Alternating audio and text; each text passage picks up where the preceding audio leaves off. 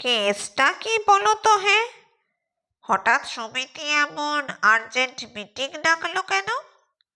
অমাবস্যার তো এখনো 3 রাত বাকি। নট অনলি দ্যাট, মিটিংয়ের প্রসিডিওর ব্রেক করা হয়েছে। 7 রাত্রের প্রপার নোটিশ সার্ভ করা হয়নি। হতে পারে আর্জেন্ট কোনো ডিসকাশন। যুথিকার বয়ফ্রেন্ড ভাগেনি তো? তার জন্য মিটিং কেন? আমাদের সোসাইটি মোস্ট আধুনিক সোসাইটি। এখানে যে যখন খুশি সঙ্গী বদল করতে পারে। এ নিয়ে নিখিল।